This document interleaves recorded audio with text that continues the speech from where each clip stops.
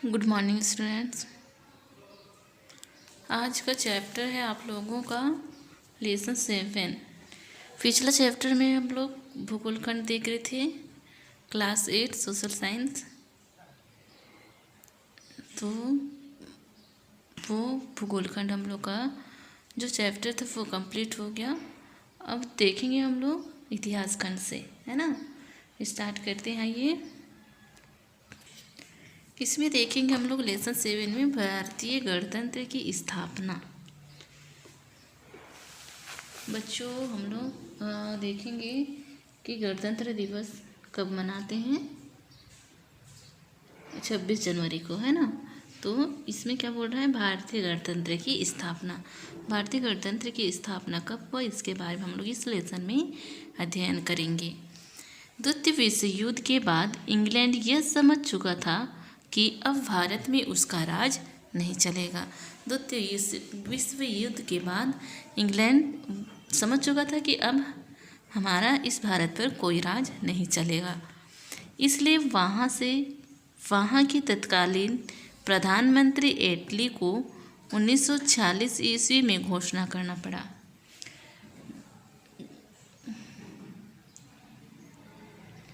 और यहाँ देखेंगे हम लोग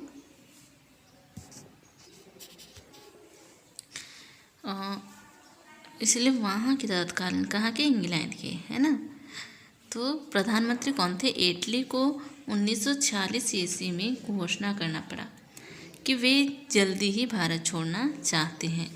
फिर उन्होंने सत्ता हस्तांतरण के संबंध में भारतीय नेताओं से क्या कि बातचीत करने का विचार किया।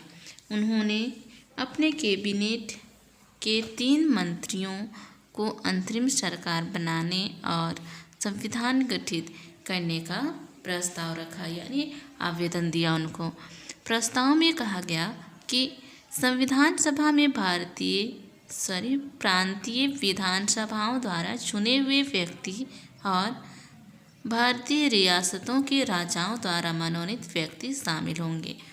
यह देखेंगे हम लोग, प्रस्ताव में कहा गया कि संविधान सभा में प्रस्ताव में क्या कहा गया कि संविधान सभा में प्रांतीय विधानसभाओं द्वारा, अपने क्षेत्र के विधानसभाओं द्वारा चुने हुए व्यक्ति और भारतीय रियासतों के राजा, जो रियासत के राजा थे उनके द्वारा, जो मंत्री चुने जाते थे उनके द्वारा, है ना, उनको, और भारतीय रियासतों के राजाओं द्वारा मनोनीत व्यक्ति शामिल होंगे। इसे क्या कहा गया जाता है, कैबिनेट मिशन कहते हैं। हम देखेंगे हम लोग अंतरिम सरकार। अंतरिम सरकार किसे कहते हैं, बोलने से किसे कहते हैं आप, इसकी स्थापना कैसे हुई हम लोग देखेंगे। इसमें इस प्रकार वायसराय लॉर्ड वेवेल के आमंत्रण पर केंद्र में पंडित जवाहरलाल नेहरू के नेतृत्व में एक अंतरिम सरकार 1946 ईस्वी में बनी। कितने में बनी, 1946 ईस्वी में। इसके अलावा डॉक्टर राजेंद्र प्रसाद की अध्यक्षता में संविधान सभा गठन हुआ। हम लोग देखेंगे वायसराय लॉर्ड वेवेल के आमंत्रण पर केंद्र में किसके नेतृत्व पर अंतरिम सरकार की स्थापना हुई, पंडित जवाहरलाल नेहरू के नेतृत्व में एक अंतरिम सरकार ही 1946 ईस्वी में बनी। इसके अलावा डॉक्टर राजेंद्र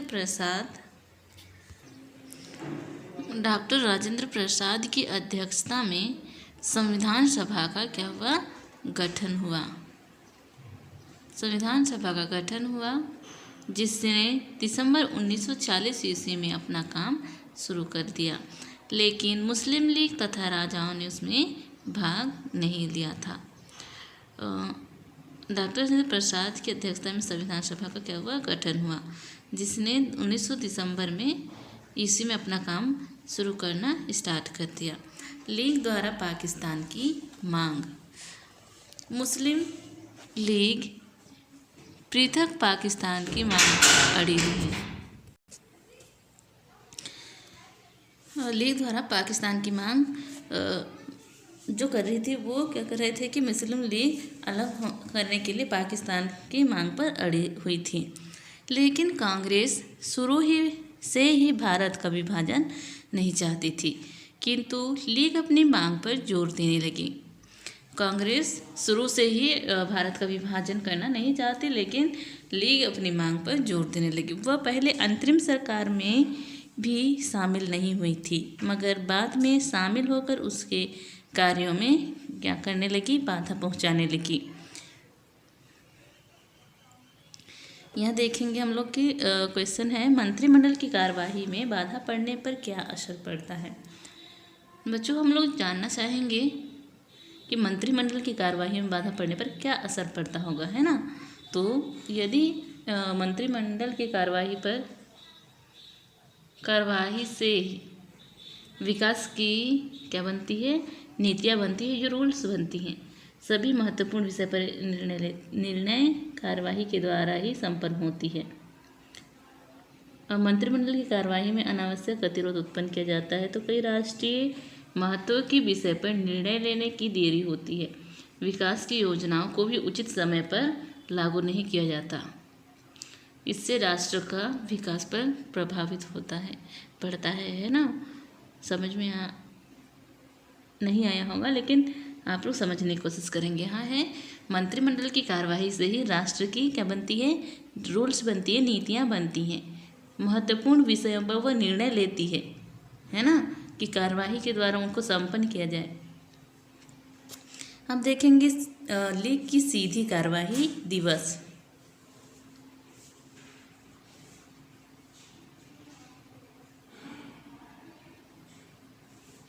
लीग की सीधी कार्यवाही दिवस में है, अब मुस्लिम लीग हर कीमत पर क्या चाहने लगी थी, पाकिस्तान चाहने लगी थी। इसलिए उसे 16 अगस्त 1946 ईस्वी को सीधी कार्यवाही दिवस घोषित कर दिया गया, जिसके कारण बंगाल, बिहार, बम्बई आदि स्थानों में सांप्रदायिक दंगे भड़क उठे थे। इन दंगों से हिंदू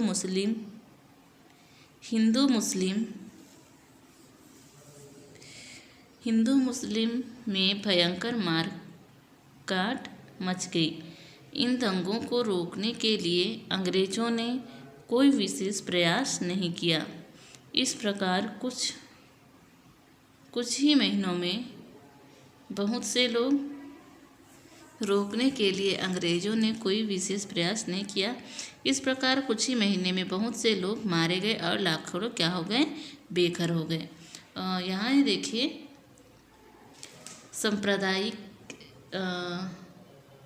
सांप्रदायिक दंगे। तो बच्चों, हम लोग यहाँ देखेंगे कि कहाँ बंगाल, बिहार, बम्बई में अनावश्यक वहाँ क्या हो गया, लड़ाई झगड़े स्टार्ट हो गए, जिससे हिंदू मुस्लिम में क्या होने लगा, मारकाट स्टार्ट हो गया। इन दंगों को रोकने के लिए अंग्रेजों ने कोई प्रयास नहीं किया। इस प्रकार कुछ ही महीनों में बहुत से लोग मारे गए और लाखों क्या हो गए, घायल हो गए, बेघर हो गए, और बेघर भी हो गए। परंतु इस समय छत्तीसगढ़ में किसी प्रकार का दंगा फसाद नहीं हुआ, क्योंकि यहाँ शांति स्थापित थी, जो यहाँ की जनता के भाईचारा का प्रतीक है। क्योंकि यहाँ शांति स्थापित थी, जो यहाँ की जनता के भाईचारा का प्रतीक है।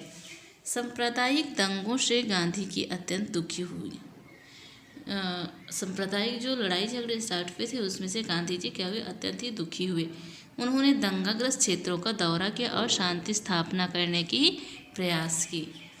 अब देखेंगे हम लोग, आपने किसी दंगे की घटना देखी या सुनी होंगी, तो बताइए उससे क्या क्या हानि होती है। क्योंकि देखिए, आपसी दंगे फसाद जो होते हैं, उसमें जैसे देखेंगे हम लोग, जैसे ज़मीन झगड़े में हो गया, जैसे फैमिली दंगा भी होता है, तो एक दूसरे पे हानि पहुंचाते हैं। कभी तो उसे विभिन्न प्रकार के आ जाते हैं, है ना। उनको जो मन करता है वही करते हैं।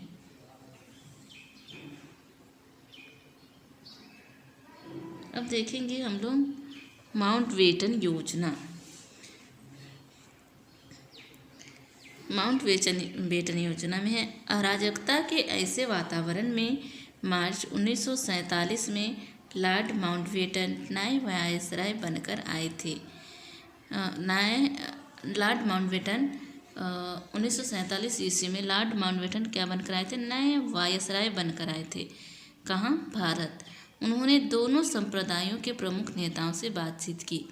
इसके पश्चात उन्होंने भारत का विभाजन कर दो स्वतंत्र राष्ट्र भारत और पाकिस्तान निर्माण की योजना प्रस्तुत की। इन्होंने 1947 में क्या किया? भारत और पाकिस्तान को दो भागों में विभाजित कर, दो स्वतंत्र राष्ट्रों में विभाजित कर भारत और पाकिस्तान का निर्माण प्रस्तुत करने की योजना की।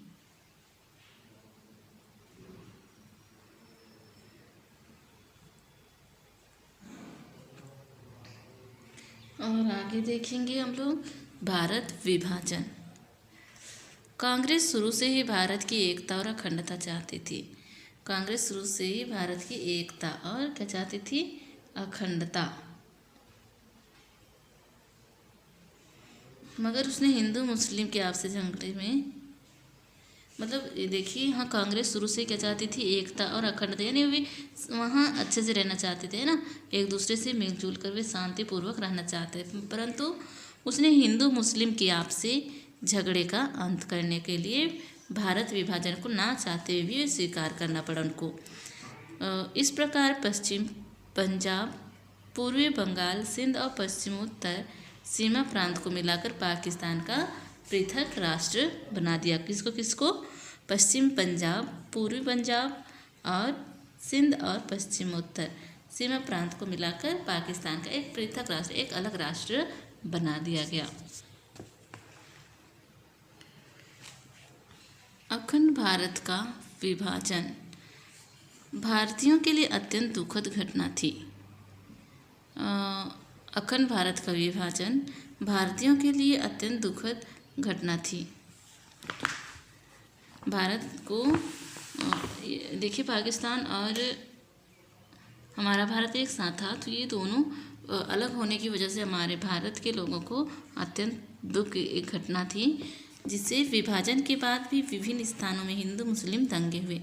अलग होने के बाद भी हिंदू मुस्लिम में लड़ाई होते रहे।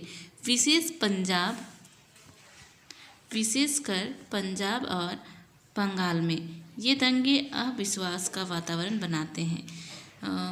इससे धन और जन की क्या होती है? हानि होती है। ये समाज के विकास में बाधक होते हैं। इसलिए विभिन्न धर्मों के लिए लोगों को हमेशा मिलजुल कर क्या करना पड़ता है? रहना पड़ता है, रहना चाहिए। भारत विभाजन से कई आर्थिक समस्याएं भी पैदा हुई। भारत और पाकिस्तान के अलग होने से भी यहाँ पर आर्थिक समस्याएं पैदा हुई, जिनकी वजह से जूट और सूती कपड़े के अधिकांश कारखाने भारत में ही रह गए। मगर जूट और कपास उत्पादन के अधिकांश क्षेत्र पाकिस्तान में चले गए। इससे जूट और सूती कपड़े के कई कारखाने बंद हो गए। गेहूं, चावल और सिंचाई के अधिकांश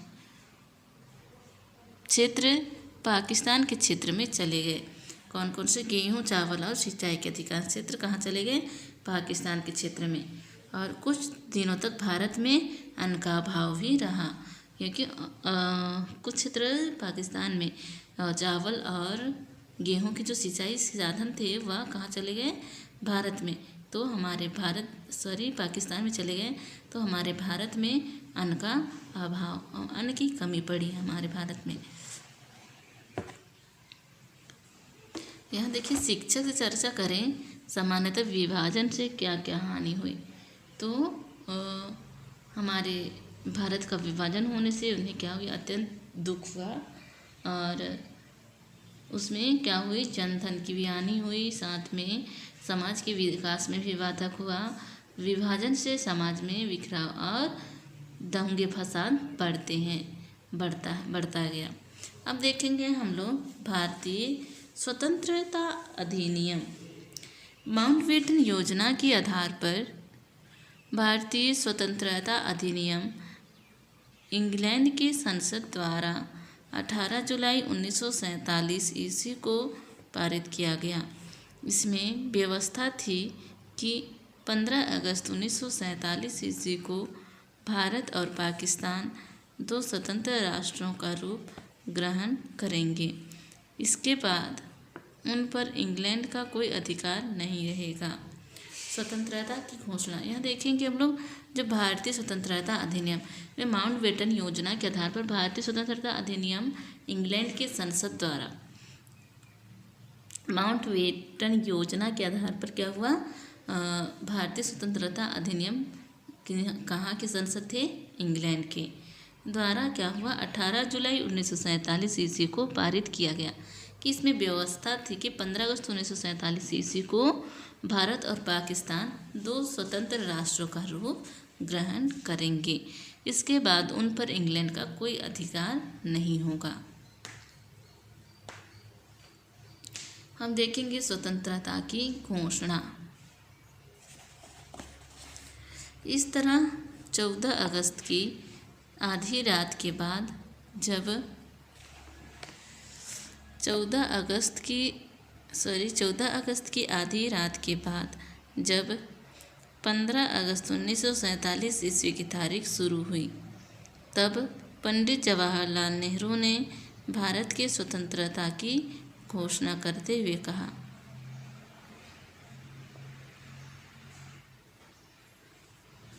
भारत में जीवन और स्वतंत्रता का उदय हुआ। संविधान सभा स्वतंत्र भारत की संसद के रूप में काम करने लगी। हमारे स्वतंत्र भारत के पहले प्रधानमंत्री पंडित जवाहरलाल नेहरू और प्रथम गवर्नर जनरल लॉर्ड माउंटबेटन बने। पंडित जवाहरलाल नेहरू द्वारा 15 अगस्त की सुबह दिल्ली के लाल किले पर स्वतंत्र भारत का तिरंगा झंडा, स्वतंत्र भारत के पहले प्रधानमंत्री, यहाँ देखेंगे हम लोग 15 अगस्त 1947 ईस्वी की जो तारीख शुरू हुई, तब पंडित जवाहरलाल नेहरू ने भारत के स्वतंत्रता की घोषणा करते हुए कहा, भारत में जीवन और स्वतंत्रता का क्या हुआ, उदय हुआ। क्योंकि पहले हमारे भारत में किसका राज चलता था, अंग्रेजों का।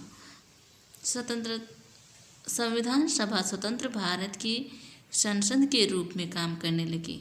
हमारे स्वतंत्र भारत के पहले प्रधानमंत्री पंडित जवाहरलाल नेहरू और प्रथम गवर्नर जनरल लॉर्ड माउंटबेटन बने। यह देखेंगे हमारे स्वतंत्र भारत, जब हमारा भारत देश स्वतंत्र नहीं हुआ तो उससे पहले कौन थे,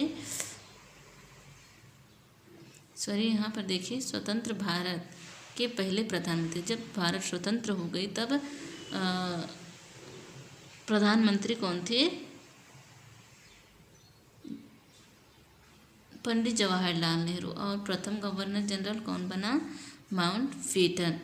पंडित जवाहरलाल नेहरू 15 अगस्त की सुबह दिल्ली के लाल किले पर स्वतंत्र भारत का तिरंगा झंडा फहराया गया। 15 अगस्त की सुबह दिल्ली के लाल किले पर किसके द्वारा झंडा फहराया गया, पंडित जवाहरलाल के द्वारा। संपूर्ण देश के साथ साथ छत्तीसगढ़ के रायपुर में भी तत्कालीन खाद्य मंत्री R.K. पाटिल ने तिरंगा झंडा फहराया। इस प्रकार नए भारत के निर्माण का कार्य शुरू हो गया।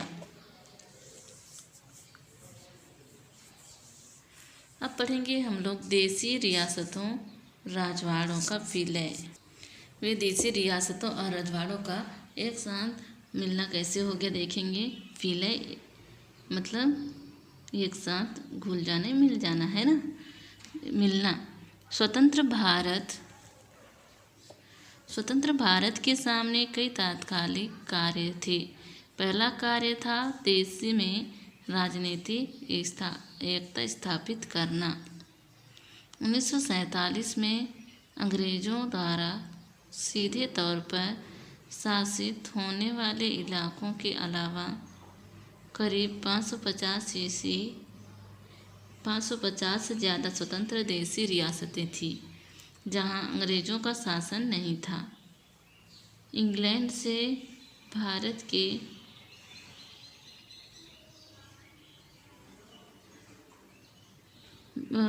स्वतंत्रता की घोषणा के समय वह व्यवस्था हुई थी कि इंग्लैंड से भारत के स्वतंत्र होने के साथ साथ सभी देशी रियासतें भी स्वतंत्र हो जाएगी।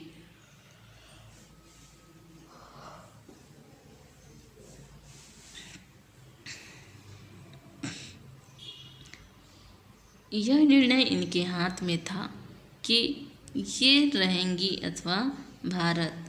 स्वतंत्र रहेंगी अथवा भारत या पाकिस्तान में से किसी एक के साथ रहेंगी। लेकिन इन रियासतों के स्वतंत्र बने रहने से भारत की एकता एवं सुरक्षा खतरे में पड़ गई।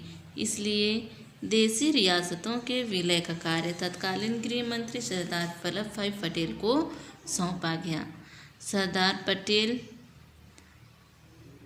छत्तीसगढ़ की रियासतों के विलय हेतु दिसंबर 1947 ईस्वी में नागपुर आए। उनके समझाए जाने से यहाँ के कुल रियासतों का भारत में विलय हो गया।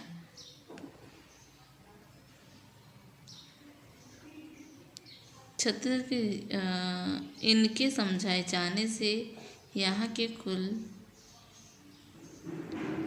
कुल 14 रियासतों का भारत में क्या हो गया, 14 रियासत यानी 14 राज्य हमारे भारत में मिल गया है ना। यहाँ है कवर्धा, शक्ति और छुई खदान का विलय वहाँ के जन आंदोलन के बाद हुआ। कौन से आंदोलन के बाद? जन आंदोलन का। इस प्रकार सरदार पटेल की सूझबूझ के कारण भारत की कुल 562 देशी रियासतों में से अधिकांश रियासतों ने स्वतंत्रता पूर्व ही भारत में विलय स्वीकार कर लिया था। इसी सूझबूझ के कारण उन्हें क्या कहा जाता है? लौह पुरुष कहा जाता है। अब उनके सामने जूनागढ़, कश्मीर, हैदराबाद का विलय शेष था। बच्चों आज के लिए इतना ही।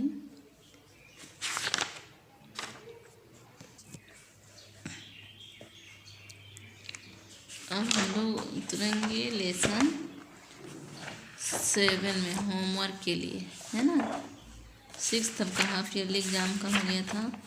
अब 7th में उतरेंगे भारत में कृषि की विकास। नागरिक शास्त्र खंड से है, पढ़ लीजिएगा आप लोग। फसल की पैदावार के अवसर किस प्रकार बढ़ेंगे, स्पष्ट कीजिए। अध्याय 7 से है, नागरिक शास्त्र खंड से। और होमवर्क करके मेरे नंबर पे सेंड कर दीजिएगा।